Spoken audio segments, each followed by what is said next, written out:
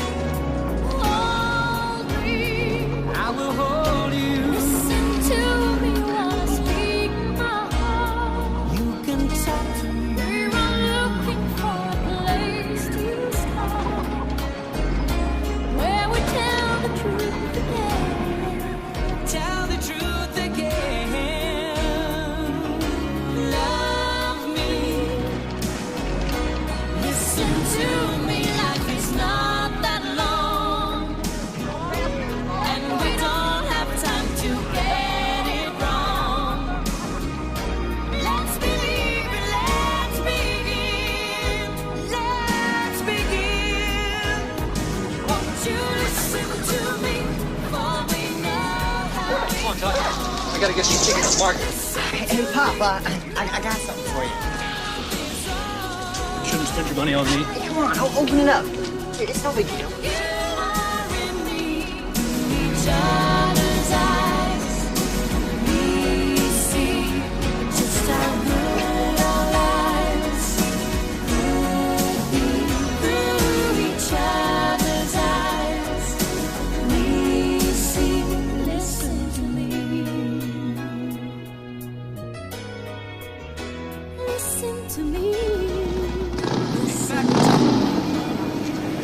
Tell me where the administrative... Thanks a lot, buddy. Excuse me, can you tell me where the administrative building... Yeah, it's over by the ice hockey rink over there. Thanks. Yeah, no problem.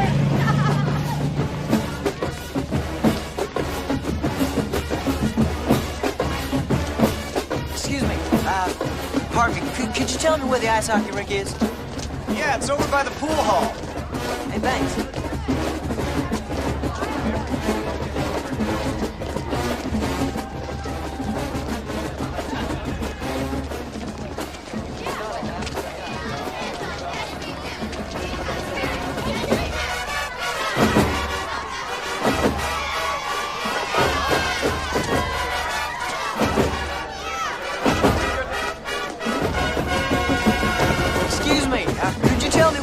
Hall is?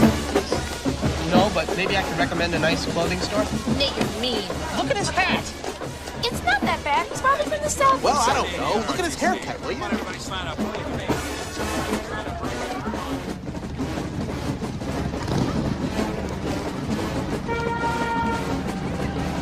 Hey, Surfer Man, I'll see you in the door. Gar! Hi, Gar! How you doing?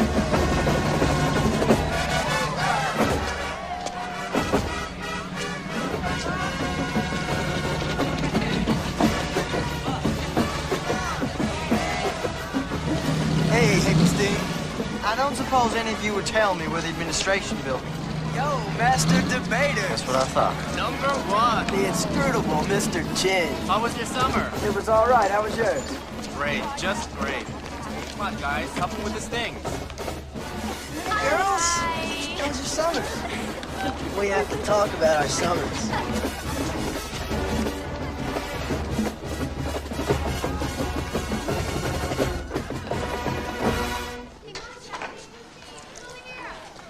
How about some extra gravy with those mashed potatoes? Can I have some carrots, too? I'm starving. Anything your heart desires, just ask it.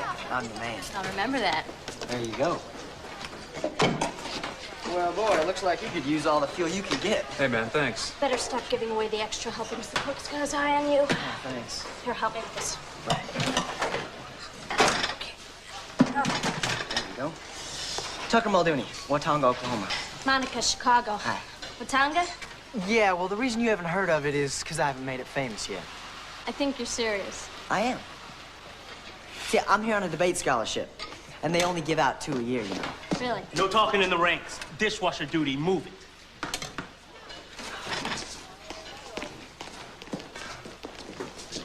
How may I help you? Not too many people know this, but 88% of our congressmen and senators were on their college debate teams. You want to go into politics? Well, actually, it's my intention to become the president of the United States one day. But I don't tell too many people about that. Of course not. So you here on a scholarship, too? You got it. What for? Debate. You're Tomansky? You're supposed to be brilliant. Look, I'm sorry about... I feel really stupid. Hey, boss. My name's Tucker. Nice guy. It's gonna be fun.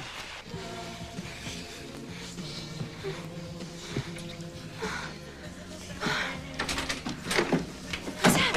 Who's he? Oh, boy, I'm your roommate, but I can leave and come back later. No, it's cool. Come on in. Come on, Gar. It's almost there. It's one less orgasm in your life, huh, man? Next to the threat of war in the Middle East, how much does that really matter? Well, can't we go back to my room and finish?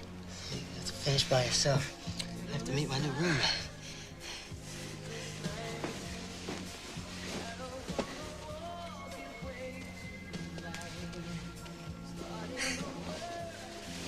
Hey, Gar.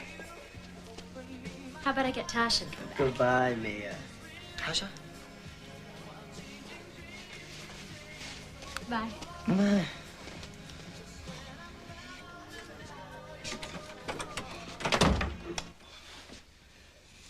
That going all the time? Welcome to Kenma. Tucker Muldooney, pleased to meet you. Larson McKellar. Hi.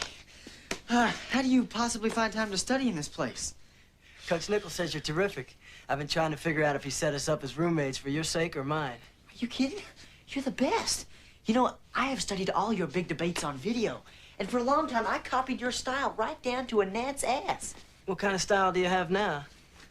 Well, I'm kind of working on my own thing. It's lots of homespun candor, my best southern drawl, but it's still a long, long way from your league, believe me. Oh, is that what you mean by homespun candor? To me, it sounded like good old false modesty. You came here to knock me off my pedestal, didn't you, country boy? All right. All right. If at UCLA or Notre Dame, the hero of the hour is the football coach, our hero is a man most of you know simply as Charlie. I give you the winningest debater in collegiate history, the man who has coached Kenmont to 7 conference titles in 12 years, Professor Charlie Nichols.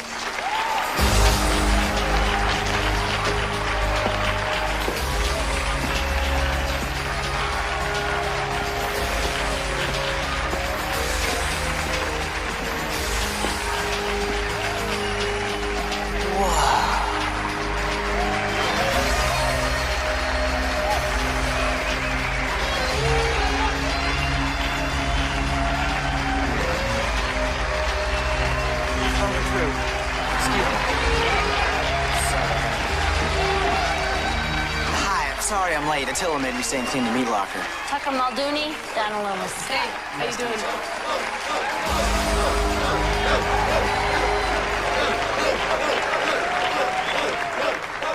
Well, it's nice to be loved.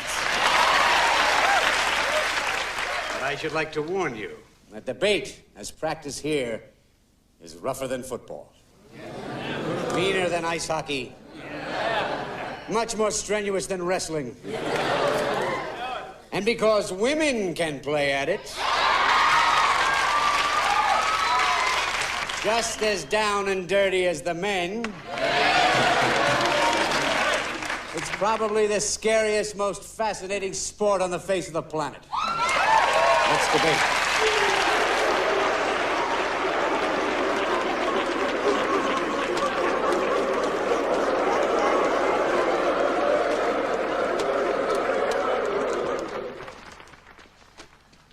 Resolved that sex education should not be taught in our public schools. Yeah. should never be sold on our high school and college campuses. Resolved that abstinence is the best way to avoid AIDS. The affirmative will prove that the institution best suited to educating our nation's youth about sex is the family. And when the schools attempt to meddle in these matters, they are in fact promoting promiscuity and undermining the values of our nation. I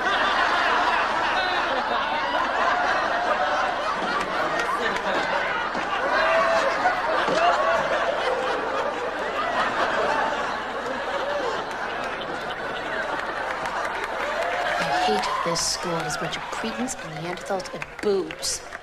These have the special reservoir tip. Why am I talking to you? Why am I even talking to you? Hey, now watch this. McKellar is the best. Personally, I think he's even better than Loin and Shields from Harvard. So let me understand your position.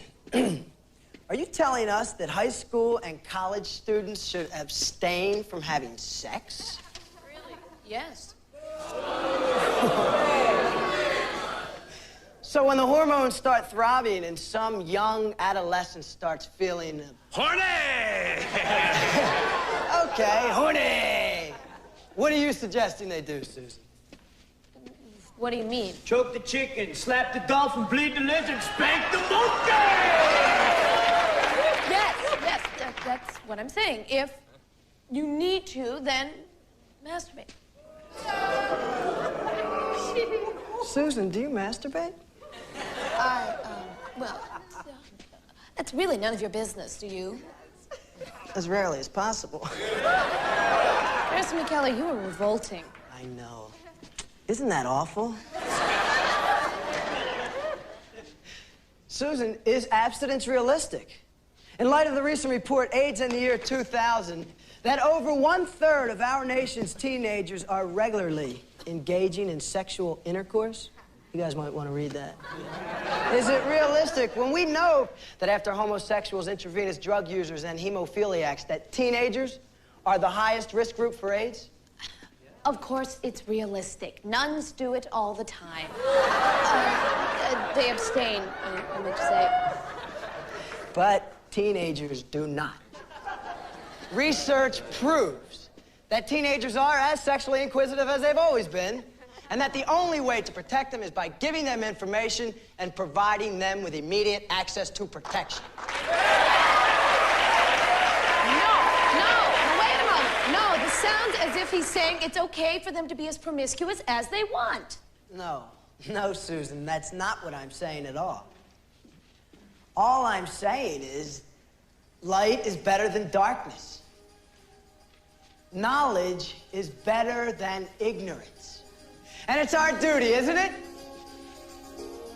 To make sure that the young people of our great nation don't die.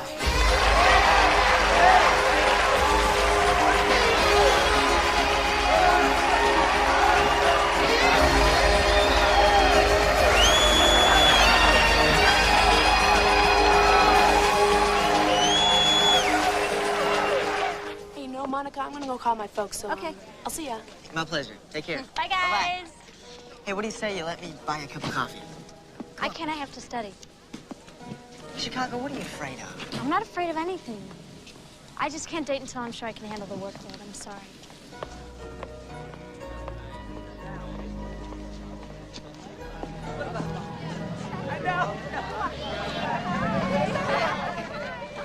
You were really good today. Thanks. You're welcome. Charlie, please. Nobody's trying to put you on the spot here. We all know how tough the conference is. My God, Charlie, we finished second the past 2 seasons. Nobody's implying you have slipped. But we all want to be back on top, don't You we? win the conference this year, Gar could be debating for a national title in front of the Supreme Court this spring. Now, my media people tell me there's going to be national network coverage. Charlie, you know what that means? Yeah, it means your son's face will be known to half the homes in America before he even goes to law school. 61.9% of homes. Senator, listen, I'd kill for a national title, but I don't think your son can pull that miracle off alone. We got some terrific kids on scholarship. Maybe this will be our year, maybe it won't. Coach, just tell me you believe we can do it. Charlie, you know we can do it, don't you? We can do it. Good man. Charlie, I owe you, well, I owe you a big thanks for taking Gar under your wing like that. Thanks. Your son and I are good friends, but the last time I looked in the mirror, I sure as hell didn't see any wings. No, I wouldn't be surprised if he tried to bolt a gate one more time before he graduates. I did. Politics is a very scary legacy to inherit. We all try to run from it as long as we can. All right. When I call your name, come down and pick a subject out of this hat. Be prepared to speak for 5 minutes. Remember that we are restricted to a team of 30. With 15 returning debaters, that means there's only 15 open slots.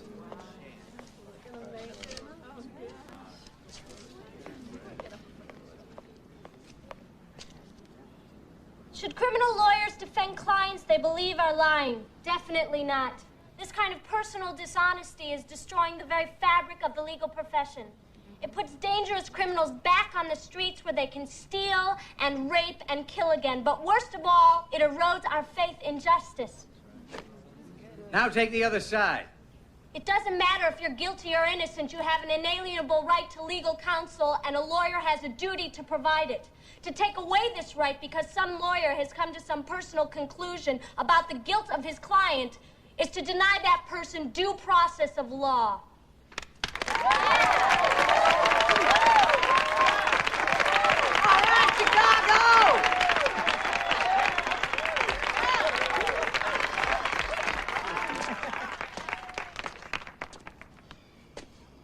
I am here today, my friends, to urge you to bring back public hangings. No, seriously, ladies and gentlemen, how else are we going to scare our criminals into leaving us alone unless we play for keeps? I can see it. Hangings on TV, the Friday night hanging of the week. Seriously, I mean, close-ups on their faces the instant their necks snap. Cutaways to their children's faces. Extreme close-ups of the spittle drooling from the lips of the dearly departed. Now, Hugh, as you can see, the color is draining rapidly from the face and the legs have stopped jerking spasmodically and the eyes have glassed over. Yes, Barbara, you're right, but we'll have to wait for the celebrity corner of the week to tell us if he's officially dead.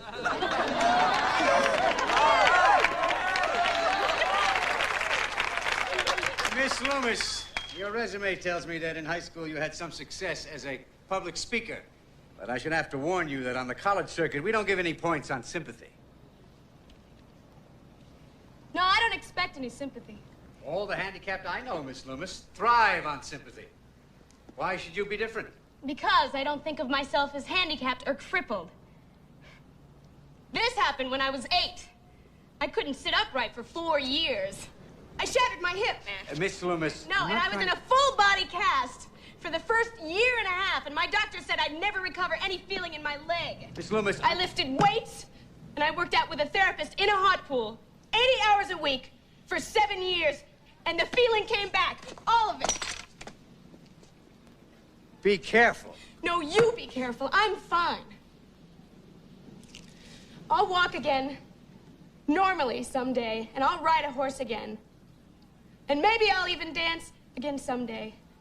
So don't you, or any of the rest of you here, feel sorry for me because I won't fucking stand for it.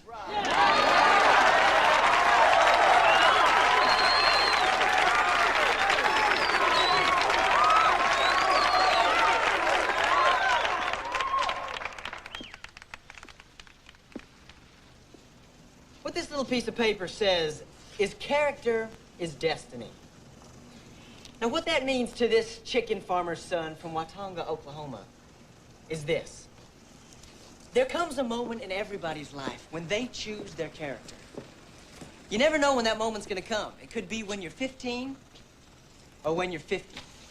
Let's just say somebody drops a $10 bill right in your path. And there's nobody there to hold you accountable but you and your maker. What do? You pocket it, or do you chase after the guy who dropped it? Whatever you decide to do in that moment, you may well have chosen your character for life, and thus your destiny.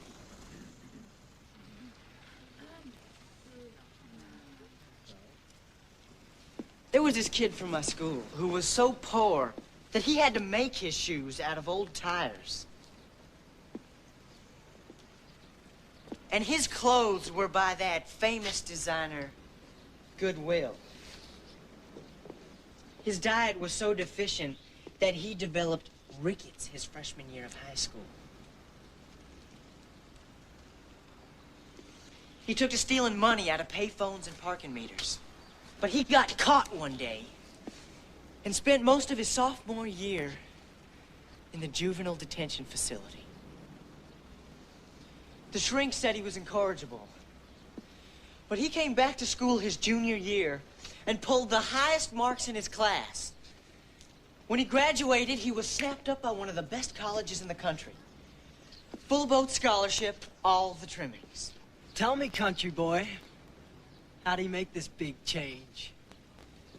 One dark night, in a smelly cage full of animals, he decided to stop listening to all the negative voices and all the negative people and started believing that his own potential was infinite.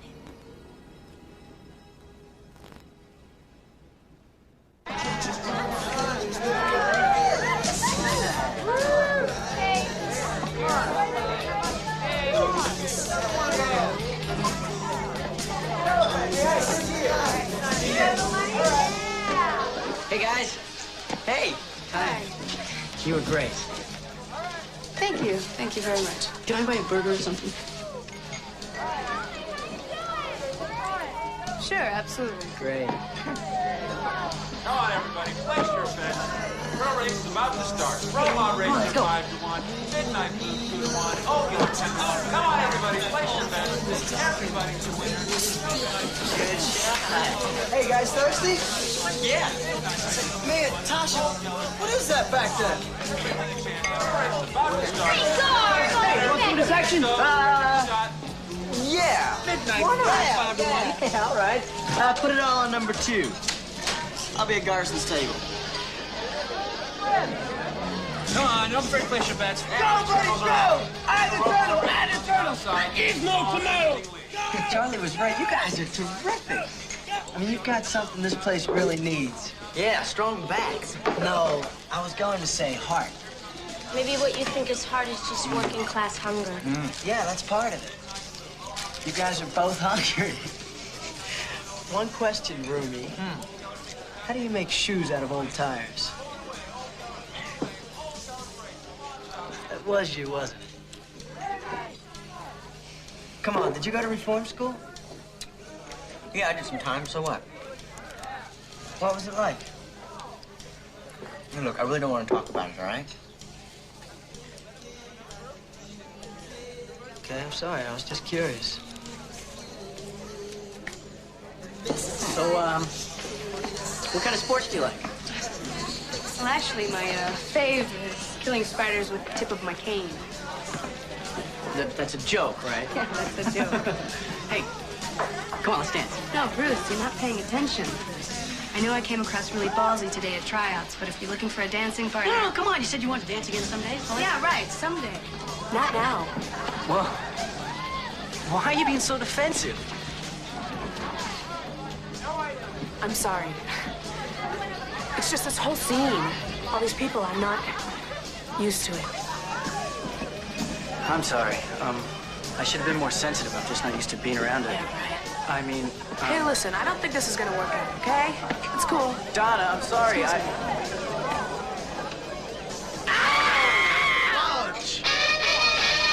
Yeah, right. I gotta get to the library before it closes. I've been here only a week and I feel like I'm already a month behind. Oh, talk to me. I've got an English lit paper due in the morning and I haven't even started it yet. Come on. A couple of smart cookies like you two should be able to phone it in and pull B's in this place. Now, we both have to pull straight A's. B's won't get us a scholarship into law school. I've got news for both of you. You start winning in debate, and I can get you the names of 100 firms who would gladly pay your way through law school. And they'll make sure you get accepted, too, regardless of your GPA. Who are these people? Political interest groups who are looking for a future legal partner, a lobbyist for the National Rifle Association, maybe even a future JFK. So when you're ready to sell your soul to the devil, you just let me know.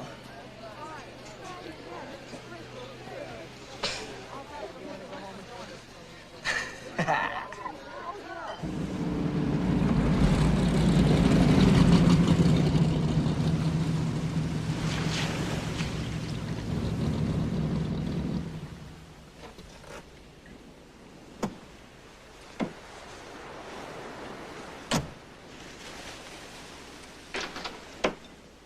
the hell have you been?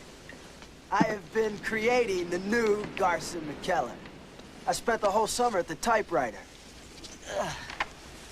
Read them when you can, you know, no rush or anything. I got news for you, Gar. This is gonna be the big year for us. Charlie, I'm not too sure if I should debate anymore. Oh, God. I have to put up with this shit every September. But just listen.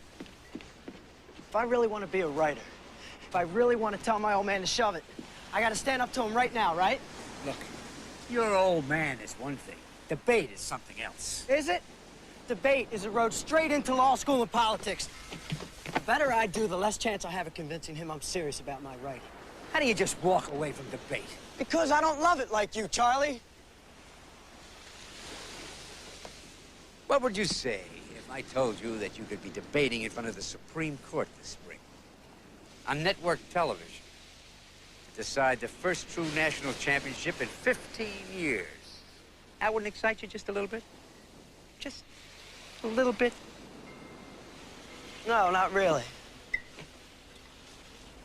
What's the issue? Abortion. NDT's debating abortion, too? I thought you weren't interested. I wouldn't mind a shot at Loins and Shields again. I'd love to knock those egotistical bastards off their holy little mountain. Now you're talking. That was a good one.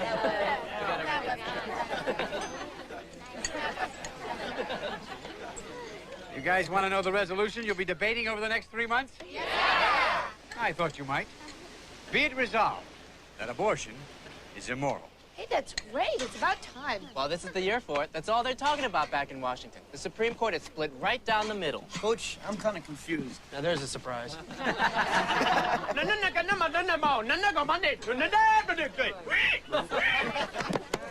No, really.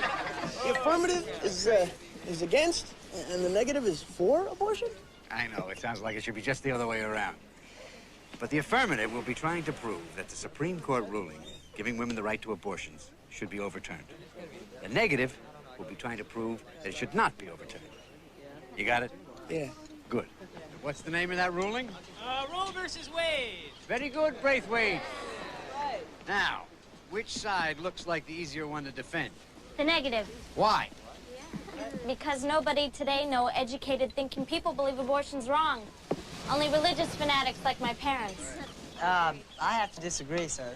You know, there are tons of arguments that it's wrong, and it's not just stuff from the Bible. I mean, some folks back where I come from feel pretty strongly that it's a form of murder. Only shit-kicker conservatives believe that crap about murder.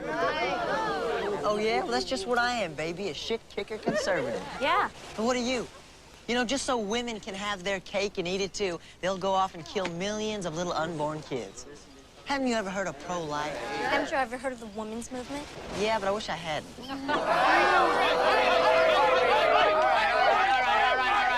Let's divide up the research.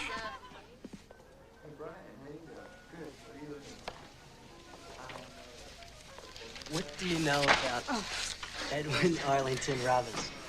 Urson. Well, I didn't know that you were interested in poetry. Oh, yeah. Anybody who can teach me how to be a better writer. Listen to this, see if it reminds you of anyone. Whenever Richard Cory went downtown, we people on the pavement looked at him. He was a gentleman from soul to crown, clean-favored and imperially slim. And he was rich, yes, richer than a king, and admirably schooled in every grace. In fine, we thought that he was everything to make us wish that we were in his place. It's you. So on we worked and waited for the light and went without the meat and cursed the bread. And Richard Cory, one calm summer night, went home and put a bullet through his head.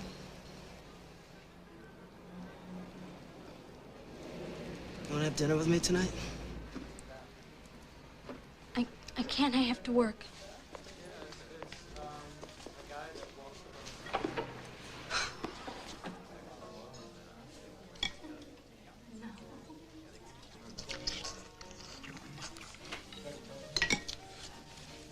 I want to know what it feels like to really care for a girl. Take Monica. What makes a girl like that tick? You're interested in Monica? She's just an example. Do you want to be really in love someday? Of course. Doesn't everybody? How will you know it's love and not the usual bullshit? Well, it's the same way you know if your steak is good. Or if the lobster's fresh. You trust your senses. What would you say if I told you that I could get us both laid in about 60 minutes? You know, you're crazy. You talk about love? Yes or no? I have to make a phone call. Well, I gotta be to work in the next 10 minutes. Not if I arrange otherwise. You can get me out of working?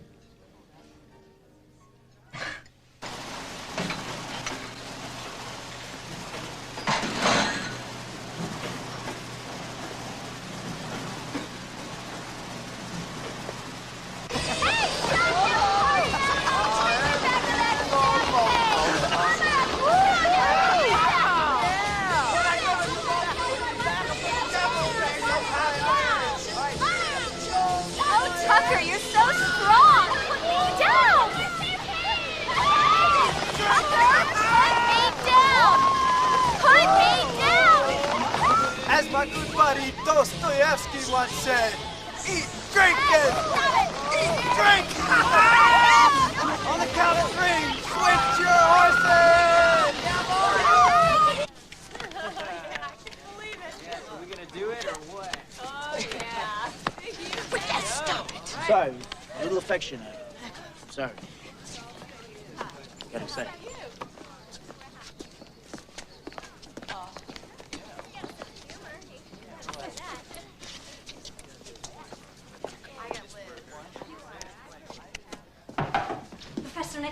Mr. Mansky? I don't want to be Tucker's debate partner. Yeah, well, I don't think I want to be your partner either. Hey, Coach, you know, we'd probably just end up debating each other instead of our opponents. Maybe. Maybe it'll make you a better team. Well, Looney, you should be the big gun on the affirmative. Tamansky, you should spearhead the negative. But I was really hoping you'd team me with one of the more experienced debaters. I mean, this way we could be stuck in novice all season. Look, you place in the tournament, I'll move you up to juniors. You win there, I'll bump you up to open. Now, get out of here. Both of you. Terrific. Now what do we do? We debate together, I guess. Hey, look, I wanted a hot shot partner, too. Now I'm gonna have to carry you all season. Carry me? Nobody ever has to carry me. I was joking. Especially a man. Why is everything such a political crusade with you? I didn't mean it that way, Tucker. It's just that I had such high hopes of getting off to a good start. Darling, you're off to a great start. You're with me. And maybe we can even turn out to be a good team, providing we get it straight up front who's boss. A joke. A joke. Okay, we have to decide who's second speaker, and that's no joke. I should be second speaker because I've had more debating experience. I think I should be second because I'm the better speaker. Do you honestly believe that? Hey, I agree, you're great. But the old wrap-up is my specialty. I mean, I can always put my audience right where I want. This is ridiculous. I can't wait till we start writing our case. All right, let's compromise. You be the last speaker on the negative. Hi, Al. Hey, and I'll be last on the affirmative. Okay, I guess that'll work. See? I'm not so hard to get along with. You just better do your share of the research. Hey, now, do I look like the slacker? Mm-hmm. Oh, now, what was that for? Look, nobody said we had to like or respect each other. And what is that supposed to mean? If you want to date the scuzziest girls in the school, that's your business. Oh, you heard about that, huh? Oh, Tucker, you're so strong. Put me down. Stop. Oh. You know, maybe you didn't learn as much in reform school as you thought. To me, you still look like a pretty flaky character. Hey, now, just wait a damn minute. You know, if you would just stop acting like a Vestal virgin and go out with me, then maybe I wouldn't have to resort to these desperate, life-threatening alternatives. Please. I mean, if you look at this empirically, you'd see that this is all your fault. I was wondering, what do you do for Garson in return for his little favors?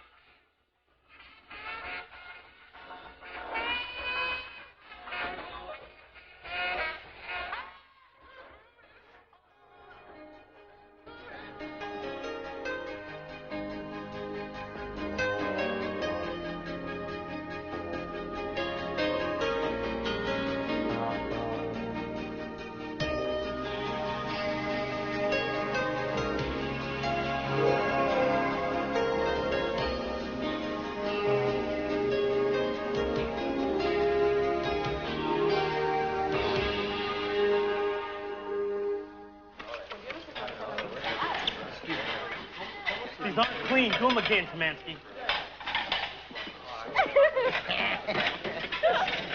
So, you going home for the holidays? I can't afford it, you? Can't afford it either. I wish I could just fly away from here, do nothing for 2 solid weeks except be irresponsible. Hey, listen, since we don't have to work dinner, you maybe want to come over to my place afterward? I thought maybe we could order in a pizza or listen to some music. You never seen our room. It is like a 5-star hotel. Oh, you'll love it.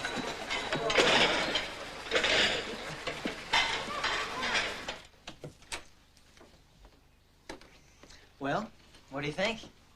This here's our computer. It costs about $5 grand. And this is the sound system. It costs about another $5 grand. And right over there's the life cycle. It costs about $2 grand. Here you go. Is that your champagne or his? What difference does it make? It's his, of course, but he doesn't care. How do you know? Did you ever ask him? No, but he could have said something anytime. He likes to share his things. It makes him feel good. Did he say that? No, but you can tell he gets off on it. We'll have to pay him back. I won't drink any of this unless you agree to pay half. Are you out of your mind? You know, a bottle of this stuff runs over 20 bucks. If I don't teach you anything else in this life, Muldooney, I'm going to teach you this. Now, come on, cough it up. Come on, dig real deep. You're serious? I'm serious. You're serious? Oh. Yeah. $10. Yes, yes. Good boy. Believe me, you'll feel a lot better for doing this. No, I won't. That 10 was for the pizza. We'll manage. Now, what should we toast to? Oh, I know. To being the number 3 team on the squad. Well, couldn't you come up with something a little more romantic? Live with it.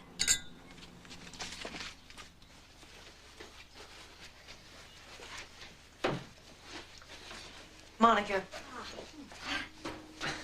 why won't you go out with me? Told you I have to put my studies ahead of everything else. You sure it doesn't have anything to do with Garson? What do you mean? Well, for a little old gal from the south side of Chicago, that would seem like a much better catch than some poor chicken farmer's son. You really have a chip on your shoulder, don't you? Well, hey, how am I supposed to feel? Okay, if it isn't Garson, then why are you so standoffish? I mean, look at you. You're sitting so far away, I'd have to mail you a letter just to make contact. I'm like this with everyone, Tucker. I know, but why? I mean, did I do something? Why? Because that's who I am. Listen, I knew this was a mistake. Have a great Christmas break, Tucker, okay?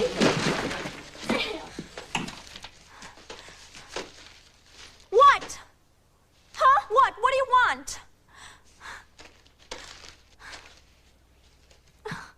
How about just a simple hug, Chicago?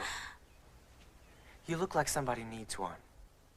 Yeah, well, knowing you, there's got to be a trick in there somewhere, right? Trust me.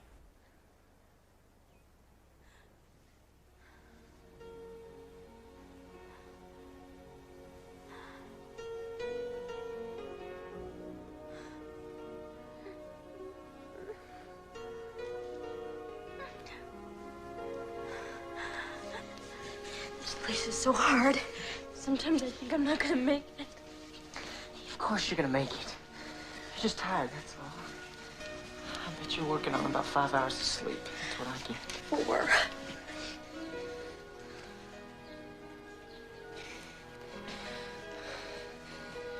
Unless that boy on the first floor is working on his Nautilus, I'd say you're shaking. Shut up, okay? I was sort of liking this.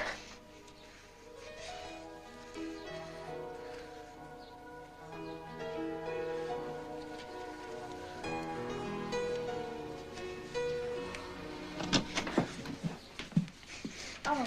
I'm sorry, did I interrupt something? Oh, no, you didn't interrupt anything. Tucker and I were studying.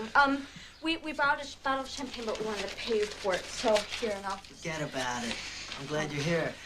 I was just heading home in a couple of hours. How would you guys like to come spend the holidays with me?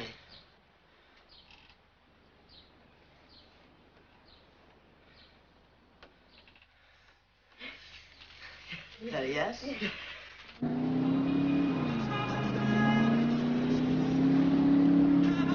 how fast we going?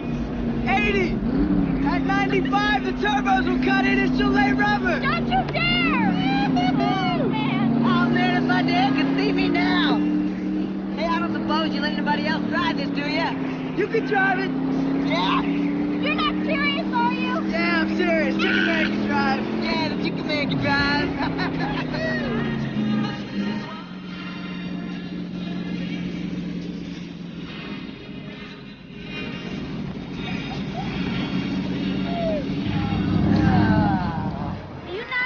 I trust the Chicken Man. Yeah, you trust the Chicken Man. I'm gonna walk. And I like walking on the beach. Sit down.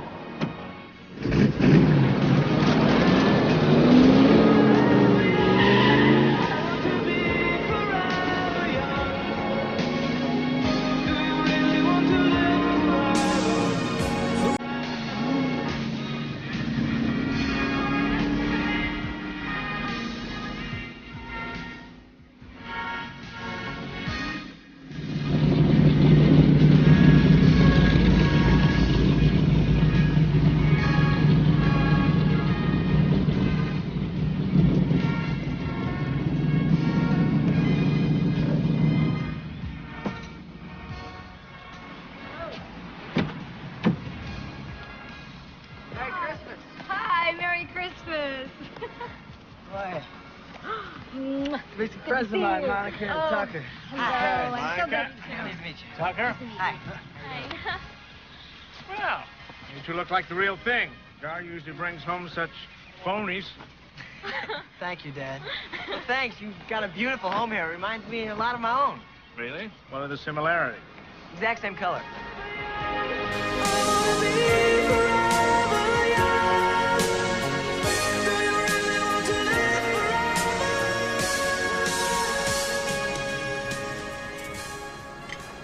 I'll tell you who the best president of the United States was. Harry S. Truman. Now, nobody owned him. He gave the finger to... Harry did that? Excuse me, ma'am. Talk to me just as you would talk to any other man. Tucker? Well, he gave the finger to all the special interest groups. The unions, Congress, everybody. His only allegiance was to the people. So, is either of you considering a career in politics? I am, sir. What about you, Monica? Well, I never gave it much thought, ma'am, but I see now that I might have to go into politics to save the world from him. Oh, Monica, that's wonderful. Gar, Looks like you got a little competition.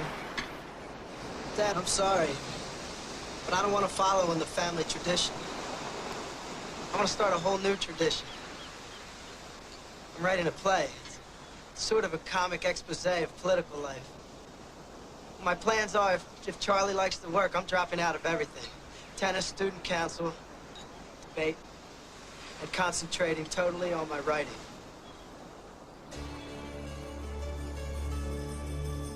If you draw a judge who's just lost a child to leukemia, what do you do? Make him laugh. Right. If you draw a judge who's flirting with you, what do you do? Flirt. Right. If the judges are members of the John Birch Society, what do you do? This is the way debates, matters of the heart, and unfortunately, general elections are won. Where's Garson? He's with his dad. We have one for the computer. How do you sell abortion to a Catholic judge? Let me tell you a story. Before Roe versus Wade, if a young lady found herself in the family way, she had to resort to the lowest and seamiest people in her life to find a back alley abortionist. My mother had a back alley abortion. She was 19. She went to a filthy hotel on the wrong side of town. A sleaze-bag doctor met her there. He said, "Take off your dress, drop your pants."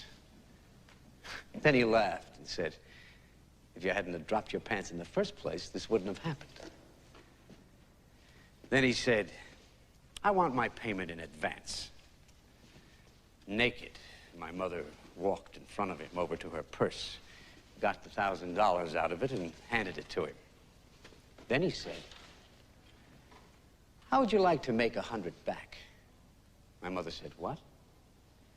He said, "Just come over here and kneel down, sweetheart, and make an old man happy." My mother was repulsed.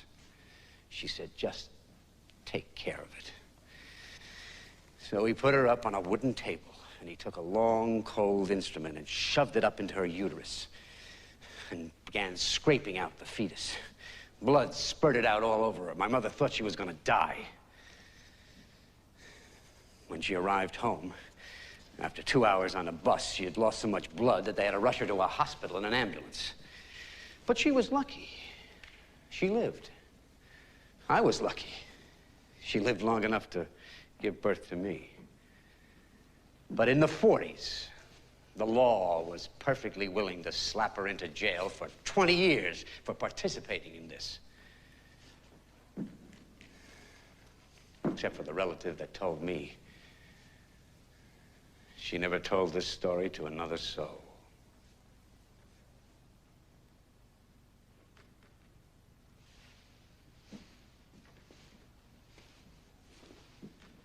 Excuse me, I don't understand. How do you sell abortion to a Catholic judge? Tell him the story of your mother. My mother never had an abortion. Neither did mine.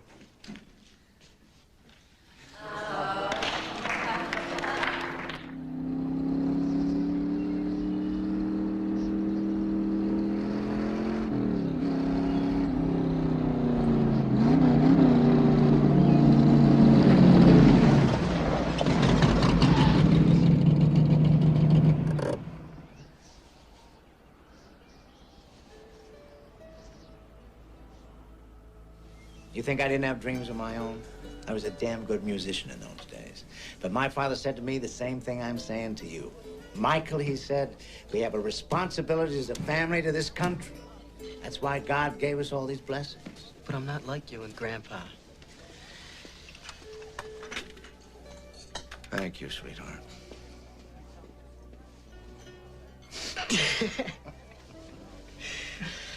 Look, Art, you're a thoroughbred, son.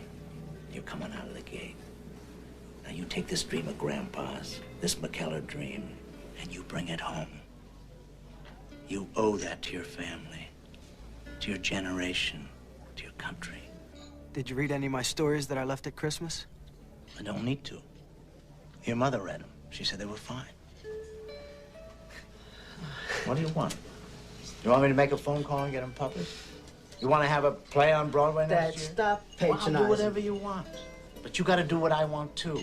That's called manhood.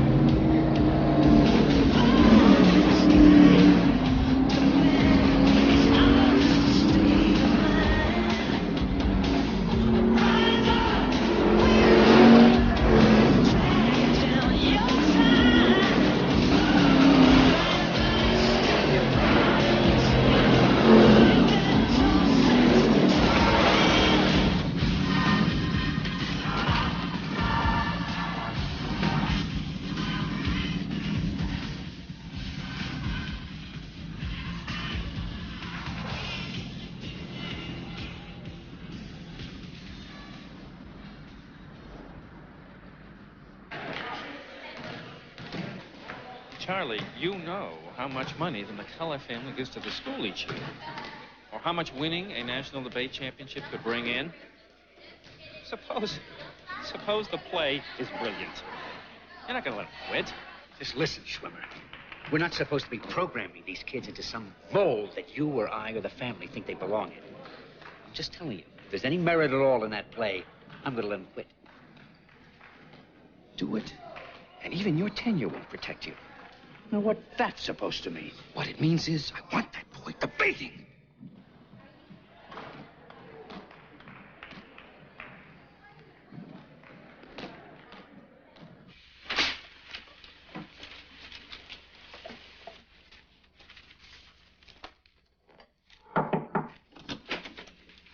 How's it going, Dostoevsky? I just finished it, Charlie. You're gonna love it.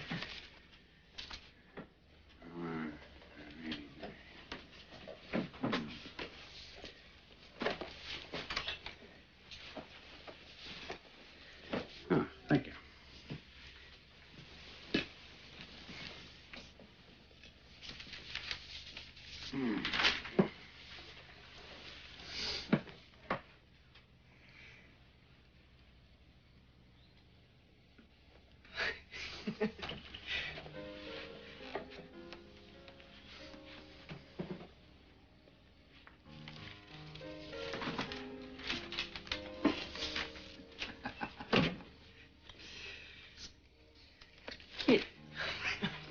I'm sorry.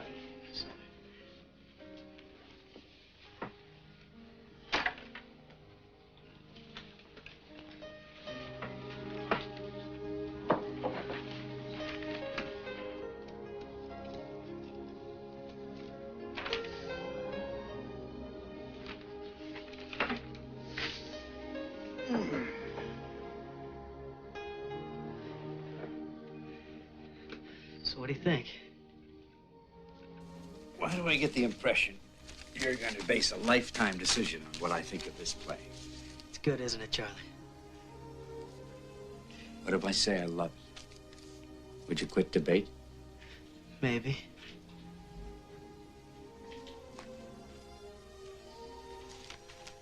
And how do you expect me to be honest?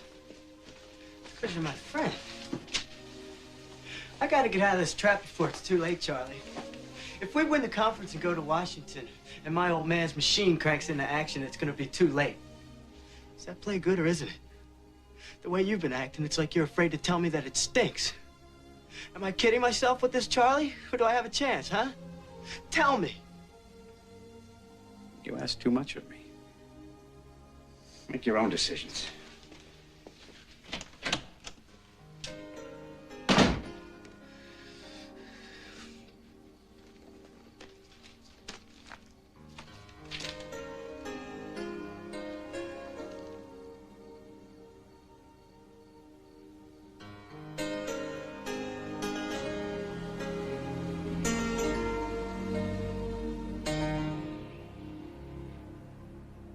I think it's only fair to warn you up front that my partner and I often disagree.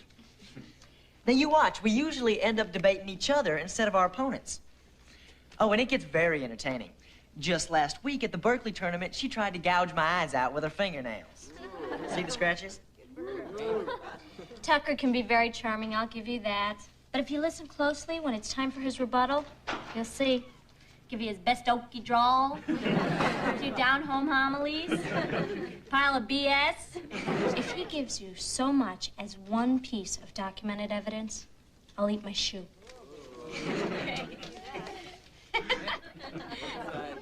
The affirmative argued that the fetal viability standard presented in Roe versus Wade is on a collision course with itself. There are 3 reasons why this is false.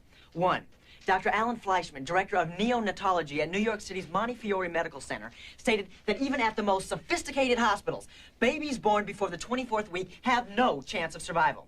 I would argue, too, Time magazine reported on July 6, 1987, page 83, that fewer than 1% of the 1.5 million abortions performed in the United States each year occurred after the first 20 weeks of pregnancy. And finally, 3, Janet Benshaw, director of the Reproductive Freedom Project of the American Civil Liberties Union, concluded that Roe v. Wade is not on a collision course with itself.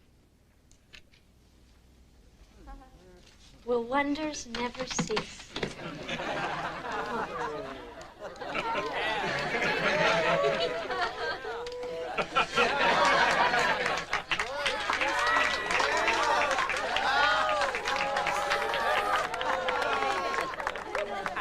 There are all kinds of abortions.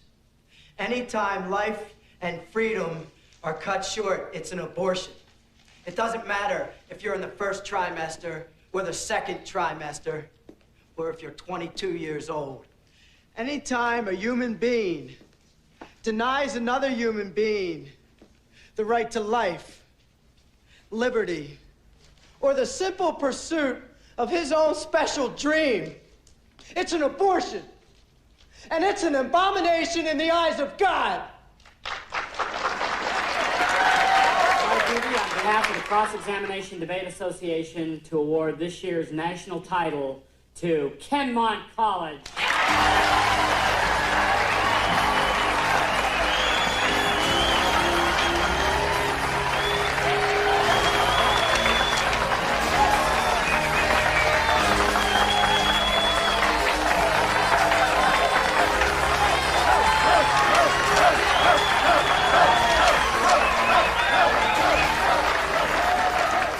Thank you very much. We have just learned that over at Princeton University about an hour ago, the NDT title was won by Harvard University. So that means it'll be Loynd and Shields versus Chin and McKellar at Washington.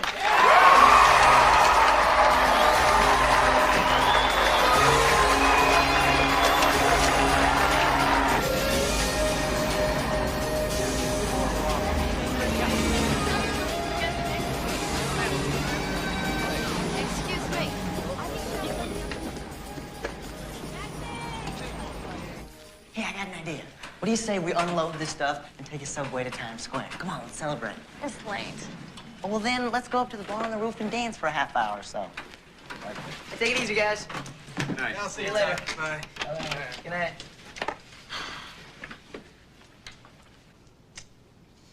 What was that for? We're not giving up. Good night, Tuck. Hey, lady, you ever heard about lifting cars? You know that I lift cars every damn night waiting for you? What does that mean, lifting cars? Ask any guy. Hey, what do you mean about not giving up? It's me, okay? It has nothing to do with you. I'll see you at breakfast.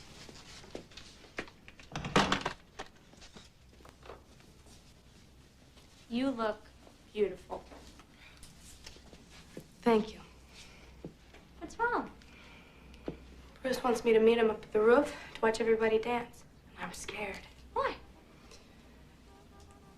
Because I don't know what he expects from me. Maybe he doesn't expect anything. Maybe he's just in love with you. Maybe that's what I'm scared of the most. You want to come with me? Oh, I'm too tired. Besides, I didn't bring anything else to wear except my debate clothes. Well, if you change your mind, then you can use anything in my closet. Thank you. Here goes nothing. Wish I had half your guts. Oh, believe me, I wish I had half my guts. Donna, I was wondering, what did Tucker mean when he said lifting cars? He meant that he's dying of terminal horniness. Guys say that they lift cars to relieve the ache in their balls. Oh. Oh. Bye.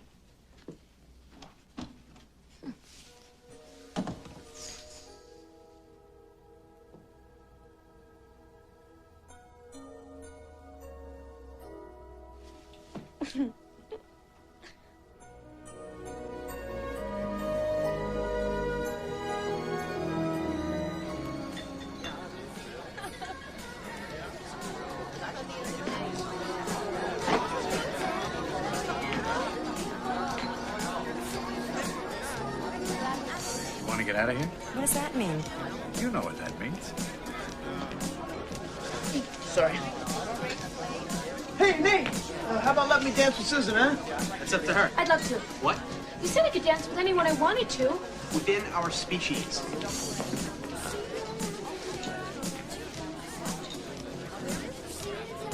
Bruce, if you want to dance, go ahead and ask anyone. It's okay. Go ahead. I know. Yeah.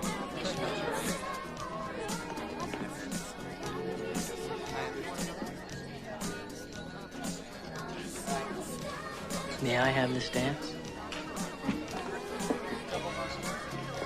Don't you ever hear anything I say to you. I can't do this. I can't dance.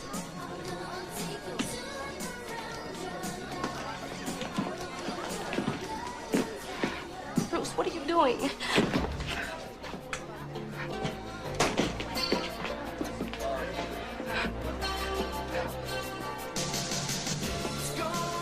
Donna Loomis. I love you.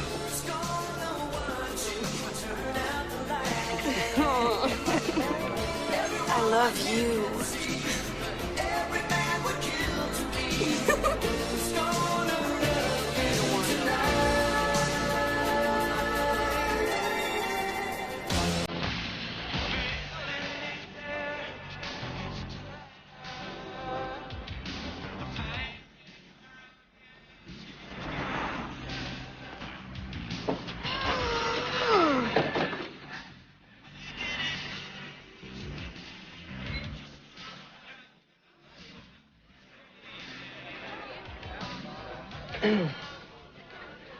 Carson, hi.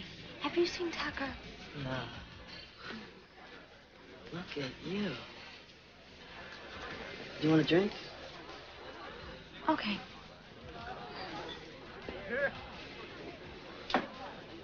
This is cordon bleu. Would you like to try some? Sure.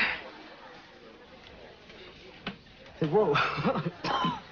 You have to take it easy with that stuff. Oh, that's good. Can I have another one? Can I have another one? She's the boss. Two, please. So, what's with you and Tucker anyway? You two getting it on? Tucker and me be serious. You sure about that? Why should it matter to you? Whoa, hang on. I'm asking the questions here. So if you're not into Tucker, then what's the deep, dark reason why you never go out on a date? Carson, I've had enough cross-acts for one day. How would you like it if I asked you why such an intelligent man as yourself dates such shallow people? No, I don't mind answering that. It's because I don't know the first thing about real love. All I've ever seen are abortions of love. The love of power, the love of money. Hasn't anyone ever dated you for you and not all that other stuff? Well, if they were that way when they walked in the door, they sure didn't leave that way. You see, I have this incredible knack for bringing out the worst in people. Nice quality. Now, you. Why do you work so hard to hide this beauty from the world? Well, for one thing, I'm not a big exhibitionist. Oh, no, you don't. The affirmative is convinced that there's more to it than that. Resolved. Some boy hurt you. You tell me what his name is and I'll break his kneecaps. You're wrong. No boy ever hurt me. And who did?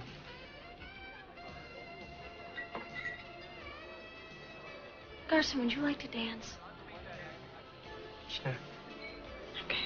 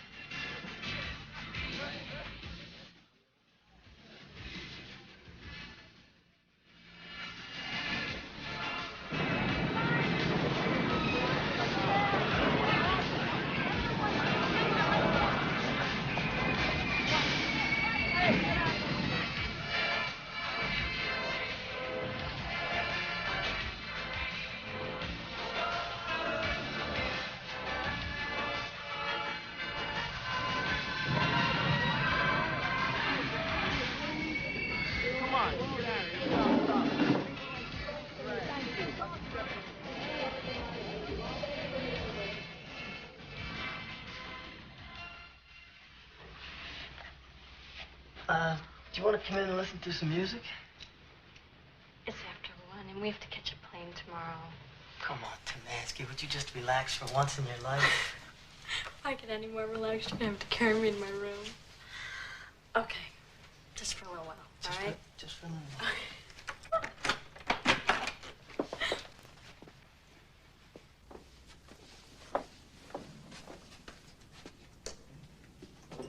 Carson, it's really late, and I'm feeling kind of dizzy from those cognacs. Relax for a minute. You can leave whenever you want. Look at you. What are you afraid of? It's just me. Oh, I know. It's just I feel like I shouldn't be here, I guess. Why? Because you're afraid you might want to seduce me? No. Well, you don't think I'm out to seduce you, do you? I don't know, are you? No, but I want to get to know you better. What I said to you upstairs was true. I know absolutely nothing about how to relate to nice girls. Girls that don't always want something from me. But you like me for me, right, Monica? Of course. I gotta get to bed. Wait, there's so much on my mind right now. Don't leave me yet, please. What is it, Carson? Monica, I feel so trapped. And I wish I had your confidence or Tucker's the way you guys both seem to know exactly where you're going. Maybe you see things in Tucker and me that aren't really there. No. You see things in me that aren't really there. You're gonna go way beyond anything I ever did in debate, Monica. I'm sure of that. That's very sweet of you to say. I hope you're right. I gotta go. Wait, Monica. If I had someone like you who believed in me, it would be so much easier. Carson, you're hurting my arm. Wait, Monica, wait. What do you want? I've given you the wrong impression. All I want is a friend. I'm not coming on to you, Monica. Carson, you're drunk. No, I'm not drunk. Let me out. No, not until I'm sure you understand. There's nothing to understand. We both just drank too much, okay? Then why are you running away? Because I'm afraid. So am I. I want you, Monica. I need you so much. What the hell's the matter with you, huh? What's going through you? Help me! Somebody help me! Monica, I'm sorry. I didn't mean to hurt you. I'm sorry. I'm not gonna hurt you. Wait, let me get a washcloth. Monica!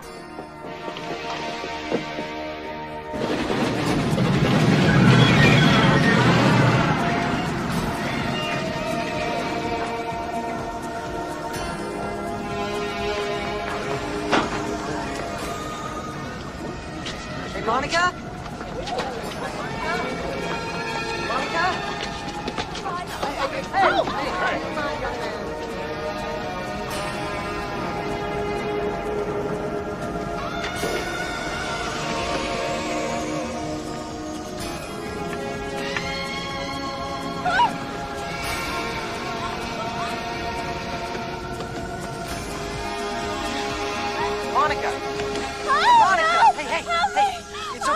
it's me. It's Tucker. Easy, easy. You're gonna be okay. Calm down. You're all right. Here, take my coat. Hey, you kids okay? Yeah, how much is the Territon Hotel? Our minimum's $40. Okay, that's fine.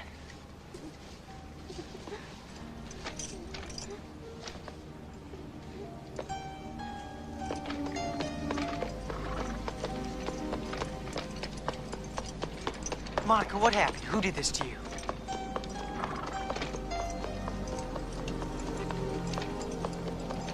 It's gonna be all right.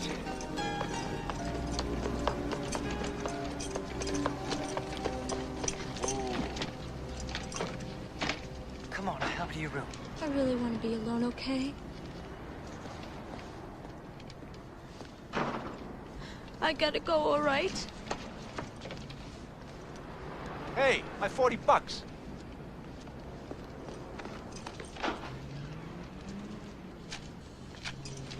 Thanks.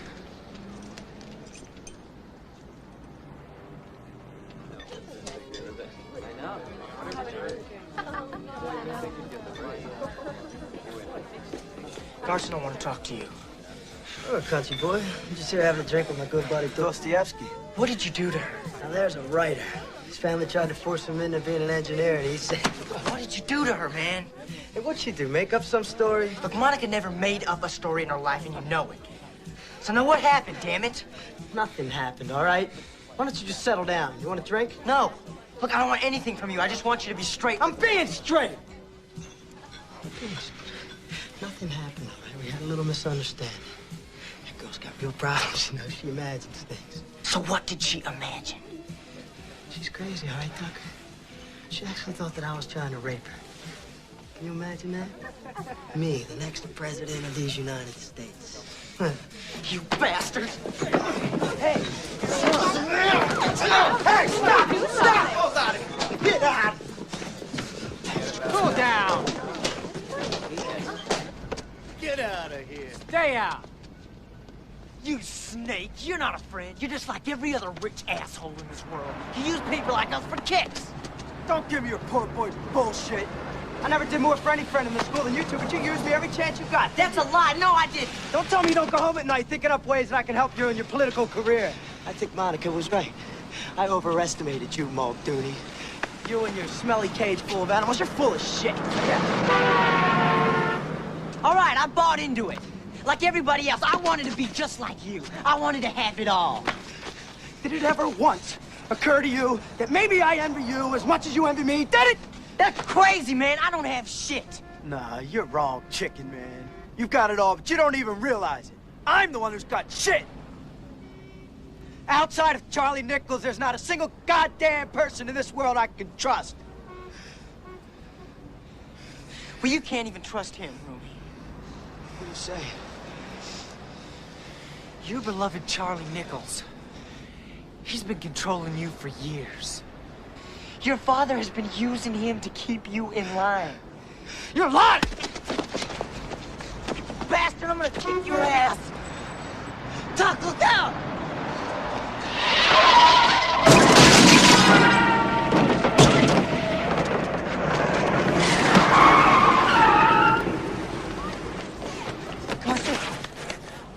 Oh, God.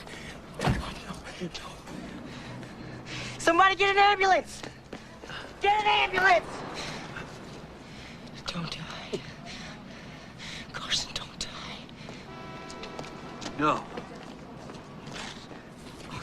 Jesus. Carson.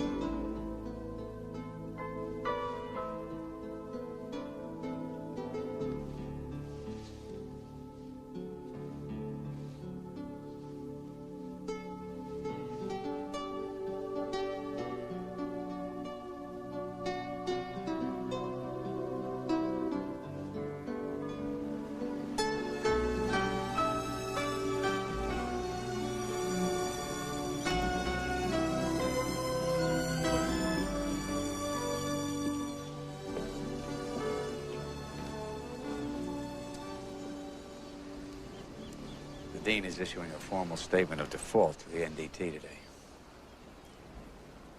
I said that was all right with me, but I wanted to talk to you first. Why us? The rules say if the first team can't go, the second team takes its place. That's you. You beat out Gore and Hooper by 1 point in New York. We never debated open. We wouldn't stand a chance. Oh, come on. We don't deserve to go. I shouldn't even be alive. We're not Garson and Chin. Oh, I don't know. I don't know.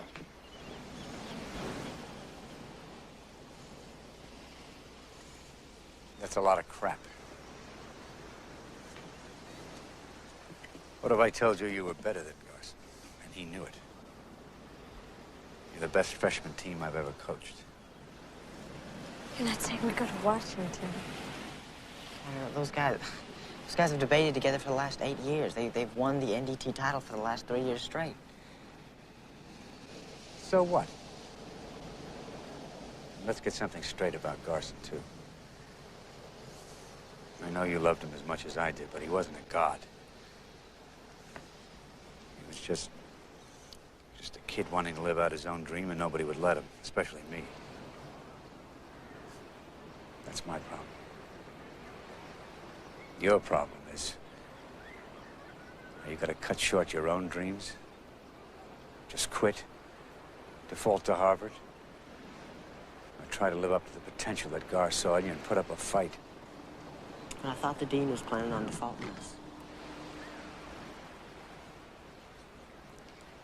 You face up to your fears, I'll face up to mine.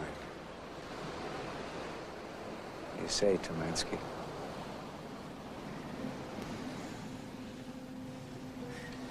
What's it gonna be, Muldooney?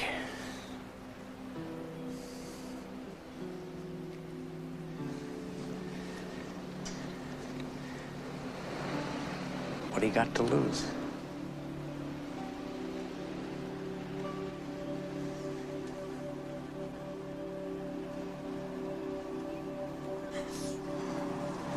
Okay, all right. Good. Good.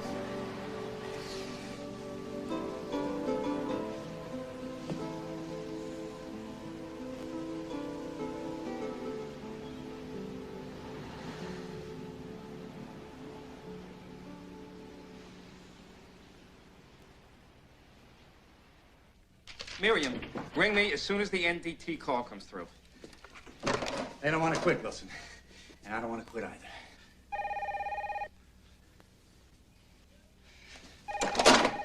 You pick up that phone, and I'm going to shove it right up your pompous ass. I'm asking for an investigation into this mess, and it's going to cost you your professorship. Who cares? I'm going to tell the whole world how we kept that kid captive here. How we took away his God-given freedoms for our selfish motives. Not me. Oh, not you. What happened in New York was your responsibility. Everything I have ever done, I have done for the good of this school. Bullshit. You and I killed that boy. And I'm going to be around to remind you of that every time you look over your shoulder.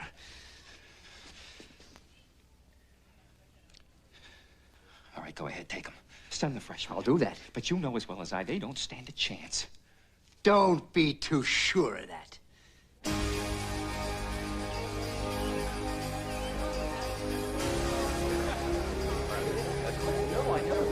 Good afternoon, ladies and gentlemen. We're in an answer room to the Supreme Court for the first true national debate championships in 15 years. Judging today's debate are 5 of the 9 members of the Supreme Court of the United States. Representing the NDT, the National Debate Tournament, Harvard College. Representing the CEDA, the Cross-Examination Debate Association, Kenmont College.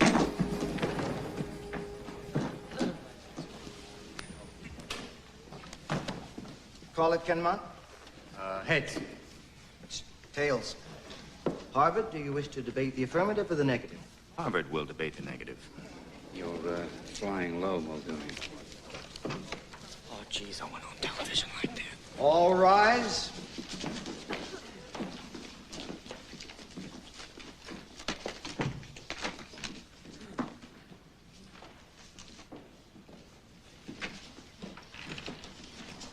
Be seated. kill him. All right, here we go. These Harvard boys have egos bigger than their brains. Feed those egos, don't fight them. Maybe we can get them to lower their guard a bit. Okay, let's kick ass. Let the debate begin. Go, Cameron!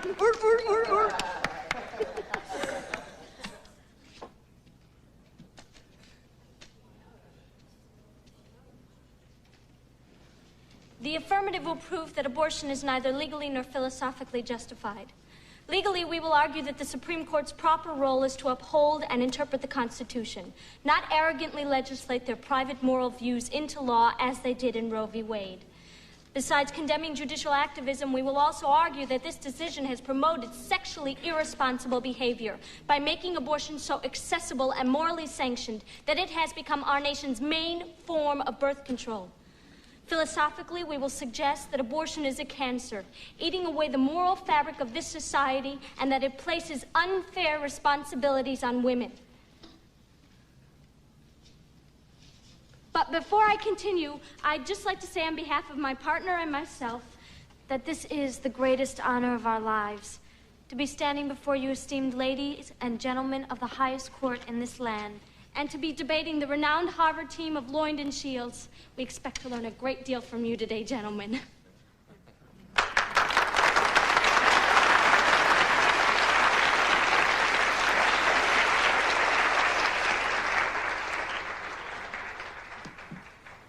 Tell me, Miss Tomansky. Yes.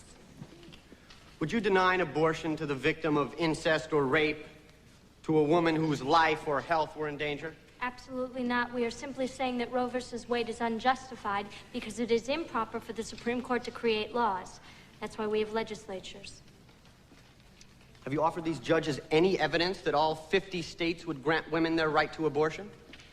How could I? There's no way of knowing for sure what each state would do. The Washington Post has stated that returning the regulation of abortion back to the state would result in bitterness and divisiveness, legislative struggle, litigation, women forced to travel long distances for legal abortion, and poor people forced into having dangerous back alley abortions. Do you have the counter evidence to these conclusions? I have one last question, Ms. Tomansky. You claim that you support a woman's right to abortion, but that it should be voted on by the state, right? Right. If you're so willing to let a male-dominated state legislature vote on whether or not you have the right to abortion, will you let them vote next year on whether or not you have the right to free speech? No more questions.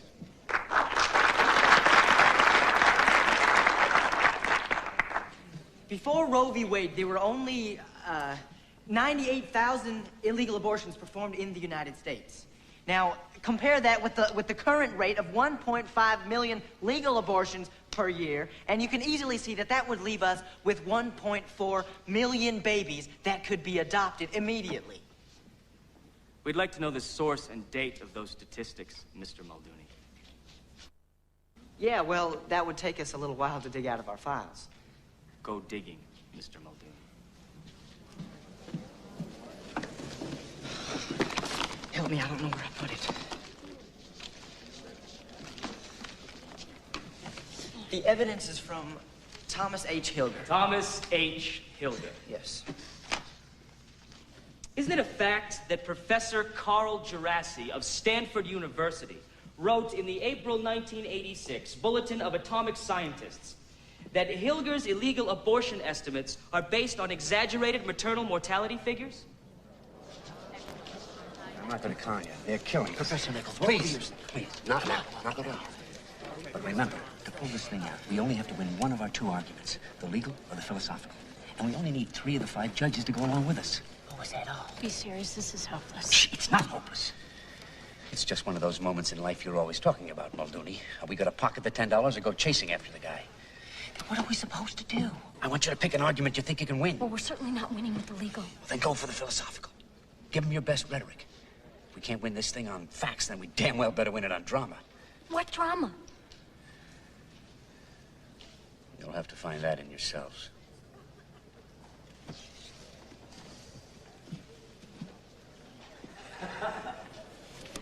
ridiculous.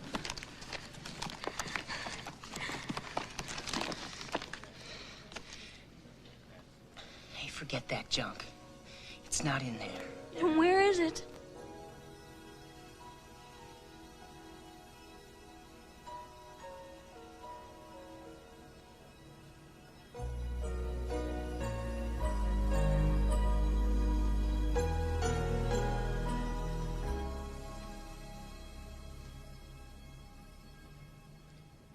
What I'm about to tell you is something I haven't told anyone in 4 very long years.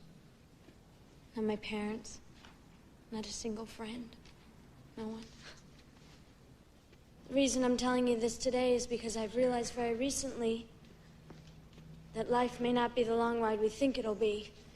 And because there's obviously no other way to cut through these cold statistics and rational opinions and give you men in particular, a true look into the hearts of women.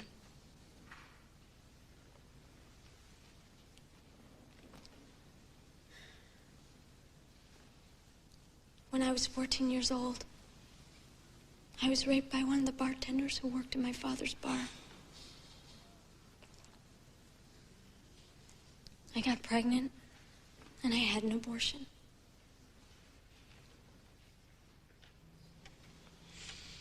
Afterwards, I couldn't trust men at all. I couldn't relax or feel anything. And I carried around with me this deep depression about life, and I blamed it with all the rest on the rape. But this year, I realized that the abortion had affected me just as much. You see, abortion is a deceptive issue. When it's happening all loaded up on Demerol, it doesn't seem like such a big deal. Just a minor operation to remove a major problem. But later, sometimes years later, it hits you what you've done. It doesn't just hit you, it devastates you. For some women, this awareness comes when they watch a movie or they see kids playing in the park. For me, it came when I saw a close friend of mine die. Yes, I had an abortion. And I'd do it again if I was raped. But what I realized the night that my friend died was that life, born and unborn, is precious. And to waste even one life, even the life that I wasted, is so very sad.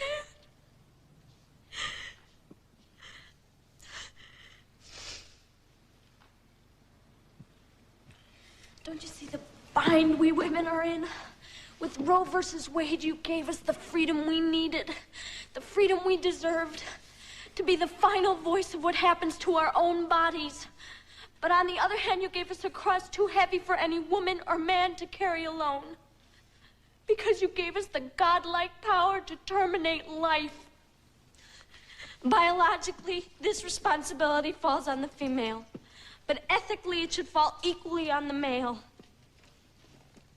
You men in general don't want to know anything about this, do you?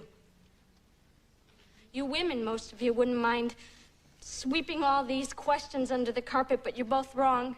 You're both running from the responsibility we all have in matters where human life is at stake. And the day that we stop running and fighting and we start talking to each other about it is the day that we can finally call ourselves a civilized nation.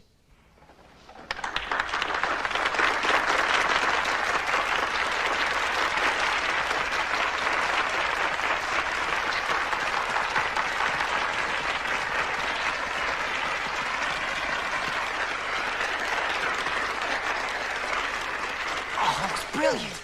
You were fantastic. If you believe that one, I've got one hell of a bridge to show you that just happens to be for sale. I quote, "If you're losing a debate, be prepared to say anything to turn it around." End quote. We've all read your brilliant textbook, Coach Nichols, so let's nudge this debate back onto a more factual foundation. Shall we? Harvard has dismantled the affirmative position on every key issue. We have defended freedom of choice for women and stressed the right of individuals not to be coerced by government on sensitive personal issues like abortion. Kenmont's failure to offer any kind of a plan that would improve on the status quo is the greatest indication of all that what we've been hearing all day from our worthy opponents is just a lot of hot California air. We are very confident that you will vote negative.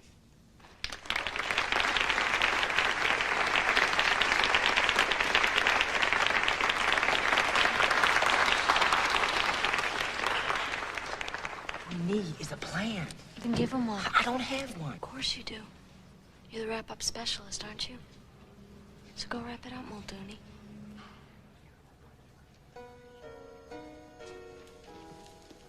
Mr. Muldooney, your time has already started.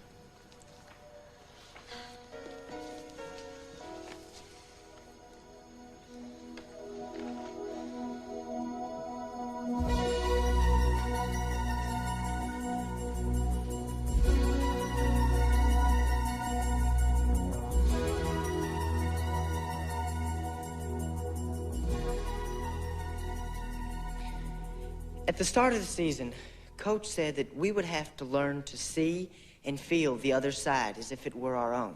I thought he was out of his mind. See, I thought the rich were to blame for all the country's problems. And I thought that women were the bad guys in the battle of the sexes. But then I met a young man who was very rich. And he taught me that the rich have problems just like everybody else. And that being poor is no excuse for anything.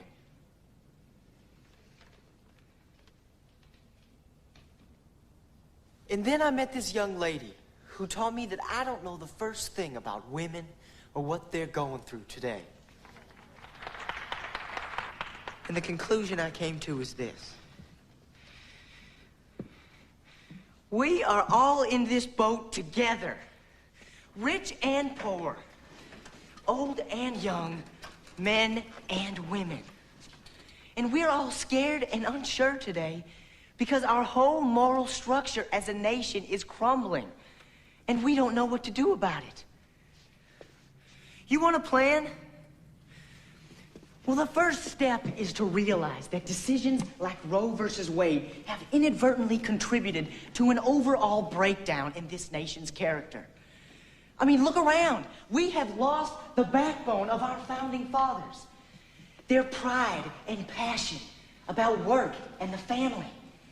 And replaced it with a consumer culture that we're all hooked on like junkies. Everything's too easy for us. If we can't make our marriages work, we'll go and get a quickie divorce.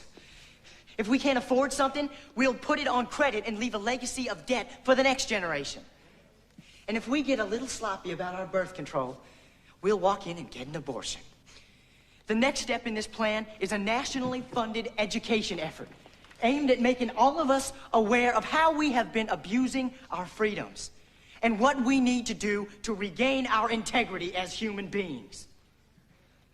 You see, I'm not saying that abortion is wrong, but not training the young to approach sex and contraception as everybody's sacred responsibility is wrong.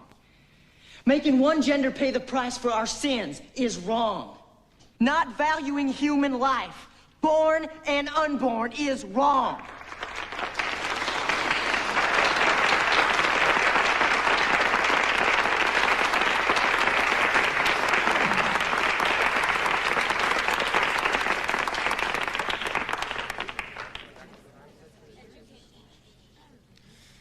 I'd like to close with a quote from my good buddy Dostoevsky that pretty well sums up the affirmative position. Imagine that you are creating a fabric of human destiny with the object of making men and women happy in the end, giving them peace and rest at last, but that it was essential and inevitable to torture to death only one tiny creature. That little baby beating its breast with its fist, for instance. And to found that edifice, that wonderful new world, on that child's unavenged tears.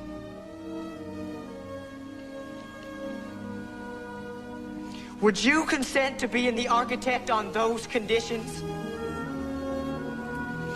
Tell me, and tell the truth.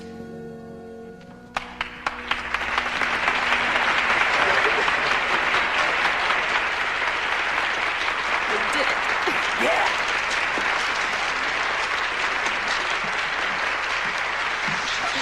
I'm so proud of you. You're really debating. That's excellent.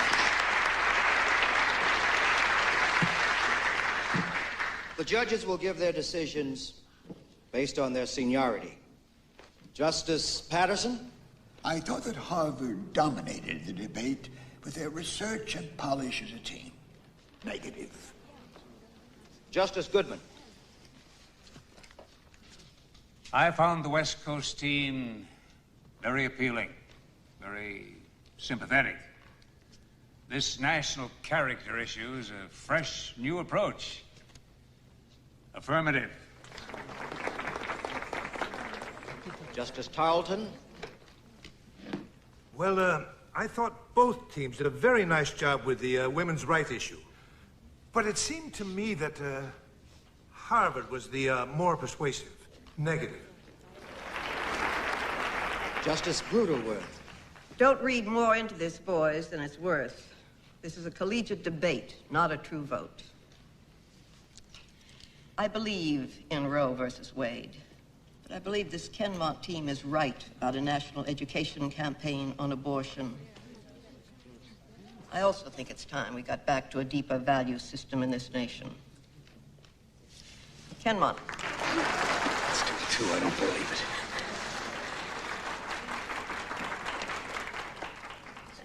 Justice Blyleven?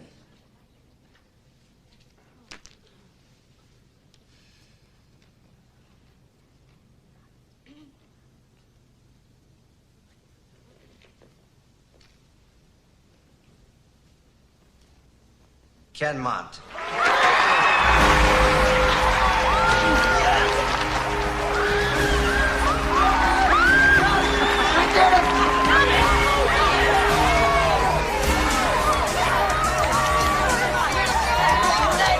You better get out of here before the press gets you. The press? Come on, Muldooney, let's get out of here.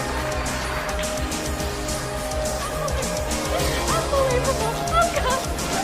Tucker, do you realize what just happened? We just beat the best collegiate debate team in history. I know, and I wish you could have seen it. Oh, he would have been so proud. I just got one question. I feel so free. I never thought people could feel this free. You didn't make that up, did you? No wonder you never trusted me. I trust you now.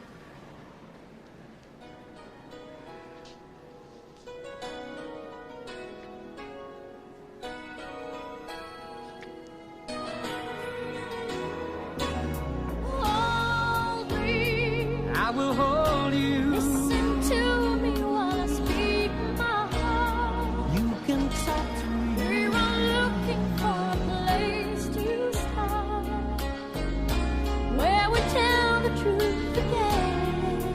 Tell the truth again. Love,